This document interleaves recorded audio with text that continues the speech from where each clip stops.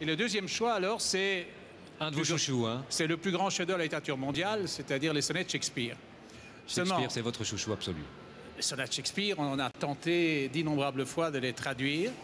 Eh bien, j'aime autant vous dire, pour un passionné comme moi de la chose, la plus grande traduction apparue dans une toute petite maison bruxelloise qui est d'ailleurs attachée à une école de traduction qui est l'ISTI. La maison s'appelle les Éditions du Hasard. Et c'est un très grand poète qui l'a fait. Donc, comme vous savez... Récemment primé, d'ailleurs, en Belgique. Oui, il vient d'avoir le quinquennat de littérature, c'est de la William communauté Cliff. française. Oui. William Cliff, oui. Alors, il s'est lancé tous les défis de ses textes et il a surtout voulu respecter ce qu'on appelle le schéma strophique. C'est-à-dire que le sonnet français est une forme en 2 quatrains et 2 tercets. Le sonnet anglais, c'est 3 quatrains et c'est 2 vers qui finissent. Alors, je vous donnerai un seul exemple pour le plaisir de le lire à la fois dans la langue originale et dans sa traduction.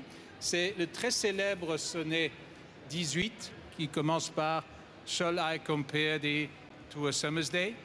et qui se termine par « So long as men can breathe or eyes can see, so long lives this and this gives life to thee ». Ça, c'est Shakespeare. Alors, chez Cliff, ça donne « Tant qu'on vivra et que vivront des yeux, ces vers vivront et tu vivras en eux ».